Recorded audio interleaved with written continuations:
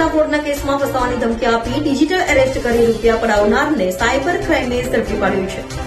Money laundering તથા ફ્રોડના કેસમાં ફસાવાની ધમકી આપી ડિજિટલ એરેસ્ટ કરી રૂપિયા પડાવનારને સાયબર ક્રાઇમ ઝડપી પાડ્યો છે।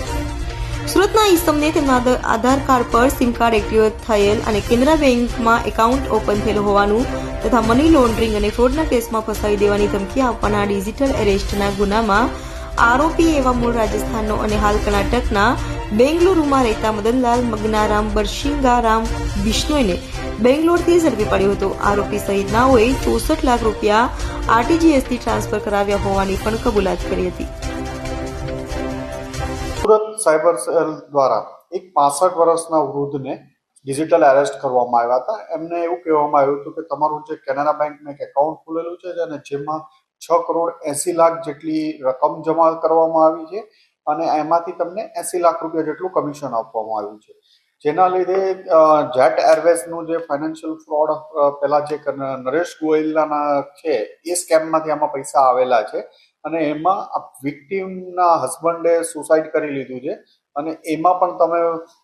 તમને એરેસ્ટ કરવાના છે એવું પ્રેશર અલગ અલગ એને સીબીઆઈ, આરબીઆઈ એના લેટર પેડ, વોરંટ વગેરે બતાવી અને એમની પાસેથી 64 લાખ રૂપિયા જેટલી રકમ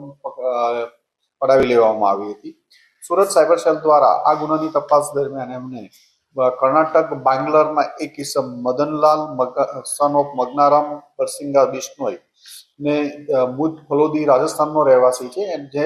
કર્ણાટક હાલમાં રહેતો હતો અને કર્ણાટક બેંગ્લોરથી એની ધરપકડ કરવામાં આવી છે અને એની પૂછપરછ ચાલુ છે।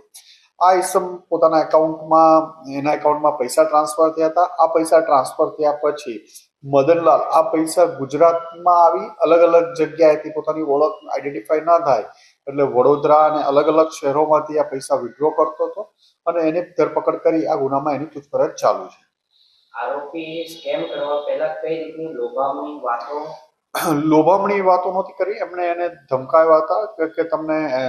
સીબીઆઈના નામે કે તમે તમારા એકાઉન્ટમાં જેટ એરવેઝમાં જે ફ્રોડ થયેલું છે એ એના 6 કરોડ 80 લાખ જેટલા તમારી એકાઉન્ટમાં ટ્રાન્સફર થયા ને એમાંથી 80 લાખ જેટલું તમને કમિશન મળ્યું છે અને જે વિક્ટીમ છે એના હસબન્ડે સુસાઇડ કરી લીધું છે એમાં પણ તમને એરેસ્ટ કરવાના છે એવું પ્રેશર કરી અને એમના ફેમિલી મેમ્બર્સને ધરપકડ કરશે એવું પ્રેશરાઇઝ કરી અને એમની પાસેથી 64 લાખ રૂપિયા જેવી માતબર રકમ પડાવી પાડવામાં આવી હતી।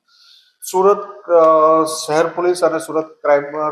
સાયબર સેલ દ્વારા અવારનવાર અવેરનેસના પ્રોગ્રામ રાખી કહેવામાં આવે છે કે કોઈ પણ સીબીઆઈ, પોલીસ ક્યારેય કોઈ ડિજિટલ એરેસ્ટ કરતા નથી, આવી કોઈ ધરપકડ કરવામાં આવતી નથી। પોલીસ ક્યારેય આવી રીતે વોરંટ ને એવું ઓનલાઈન તમને પ્રેશર કરી બતાવતું નથી, તો પૈસા ન આપવા માટે ફરીથી અપીલ કરીએ છીએ કે તમે આવા સ્કેમનો ભોગ ન બનો અને કંઈ જ આવું ફ્રોડ હોતું નથી। જો કંઈ આવું તમને કોલ આવે તો તુરંત નજીકના પોલીસ સ્ટેશન અથવા સાયબર સેલનો સંપર્ક કરો અને ભોગ બન્યા હોય તો પણ કોઈ પણ સમય બગાડ્યા વગર તરત પોલીસનો સંપર્ક કરવો જોઈએ। હમણાં 19 દિવસ સુધી 65 વર્ષના વૃદ્ધ ડિજિટલ એરેસ્ટ થયેલા હતા।